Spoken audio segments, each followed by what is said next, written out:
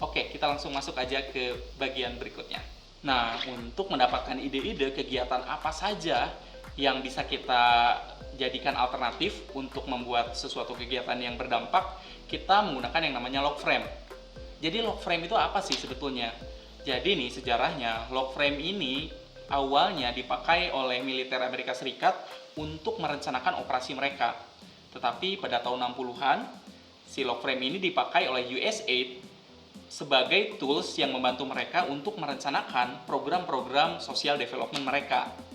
Jadi sampai saat sekarang nih, banyak organisasi yang apabila ingin membuat suatu kegiatan yang berdampak menggunakan tools log frame ini. Jadi diharapkan teman-teman, selain untuk project ini yang mungkin sekarang akan dilakukan, ilmu log frame ini bisa dipakai ke depannya.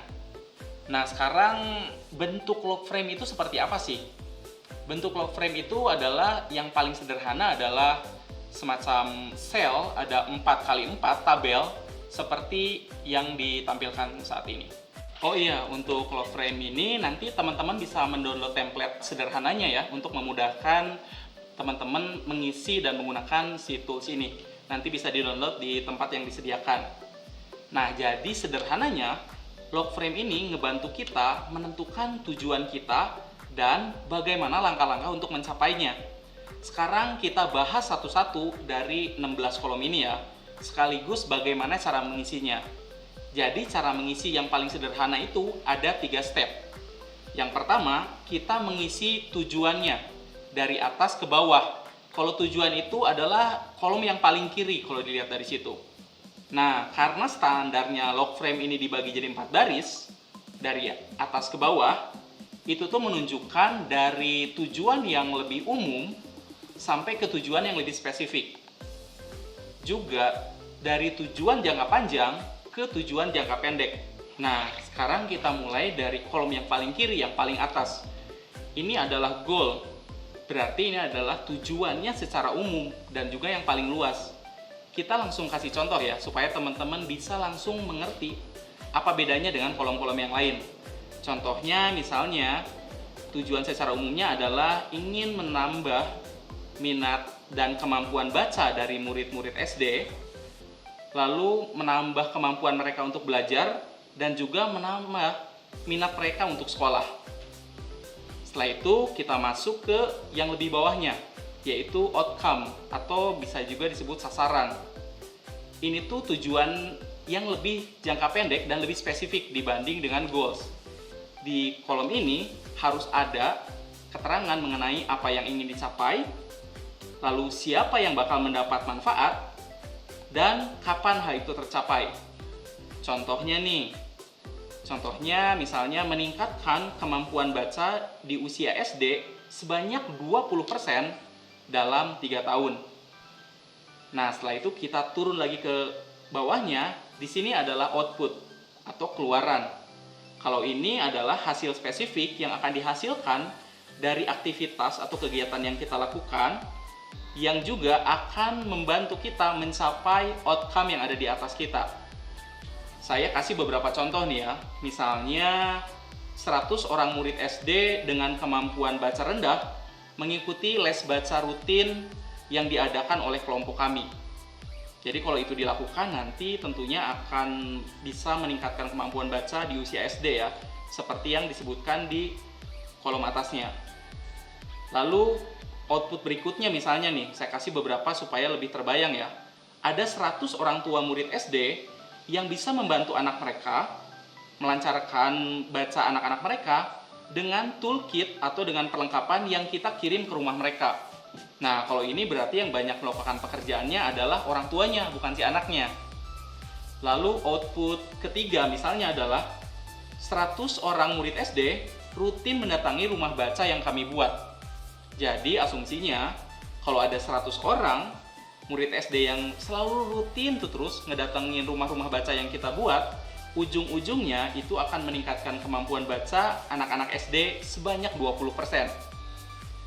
Dikasih deh satu lagi supaya lebih jelas. Contohnya 100 orang murid SD mengikuti festival baca yang kami buat. Artinya apa nih? Artinya apabila ada 100 orang murid SD yang kemampuan bacanya masih pas-pasan, lalu mengikuti festival baca yang kita selenggarakan nih. Jadi misalnya di festival baca itu ada pembacaan dongeng, ada lomba bacanya, ada lomba menulis, ada games. Intinya festival yang membuat anak-anak berminat membaca. Kalau itu dilakukan, kedepannya akan menghasilkan sasaran atau outcome seperti yang ada di atasnya. Nah, lalu untuk menghasilkan output seperti itu, kegiatan atau aktivitas apa sih yang harus dilakukan? Ini kita kasih contoh. Misalnya, yang pertama adalah tentunya membuat kegiatan les baca nih yang rutin diikuti 100 anak. Dan tentunya anak-anak ini adalah anak-anak yang memiliki kemampuan baca rendah ya. Lalu aktivitas kedua atau aktivitas berikutnya contohnya adalah melatih orang tua dan juga memberi tools terhadap orang tua yang kita latih ini untuk mengajarkan anaknya membaca di rumah. Jadi ini adalah alternatif kegiatan yang bisa kita lakukan ya untuk menambah minat baca anak-anak. Lalu kegiatan ketiga nih, kita bisa juga membuat rumah baca. Nah, rumah baca ini kan menyediakan buku dan fasilitas lainnya nih untuk 100 anak tersebut kan. Ujung-ujungnya ini bakal ngebuat anak-anak datang, terus akhirnya anak-anak jadi lebih minat baca deh. Jadi nih, kegiatan terakhir yang keempat nih, kita nih bisa aja membuat 2 festival baca misalnya dalam 1 tahun untuk 100 anak tersebut supaya anak-anak tersebut meningkat kemampuan bacanya. Jadi seperti kita lihat dari kolom yang paling kiri itu tuh intinya adalah kita menentukan tujuan yang ingin dicapai. Dari yang paling umum tuh yang dari paling atas tadi kita turunkan sampai ke bawah, sampai ke outcome, sampai ke output, dan akhirnya sampai ke aktivitas atau kegiatan yang akan kita lakukan. Nah, ini adalah step pertama, menurunkan objektif atau menurunkan tujuan dari yang paling umum sampai ke yang paling spesifik. Nah, sekarang kita masuk ke step kedua dalam mengisi log frame ini. Nah, tadi kan kita sudah bisa menetapkan ya tujuan apa saja yang ingin kita capai dari yang paling umum sampai paling detail. Nah, setelah itu kita harus berpikir bagaimana caranya untuk mengukur progres kita dalam usaha untuk mencapai tujuan tersebut. Jadi gimana nih supaya kita tahu tujuan kita itu tercapai atau enggak ya?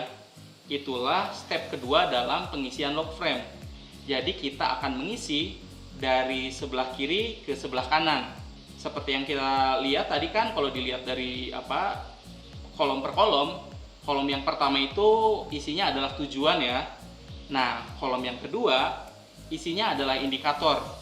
Itu adalah yang harus kita isi di situ adalah bagaimana kita mengukur pencapaian kita atas tujuan tersebut. Saya kasih contoh deh. Misalnya goal yang paling umum tuh ya, kita kan ingin menambah kemampuan membaca, kemampuan belajar, dan juga minat sekolah. Cara ngukurnya emangnya kayak gimana? Cara ngukurnya misalnya dari presentasi anak SD yang nilainya naik nih setelah kegiatan kita. Itu kan bisa dibandingin ya. Naik nggak nilainya? Kalau naik berarti berhasil yang kita lakukan. Kalau enggak berarti belum berhasil.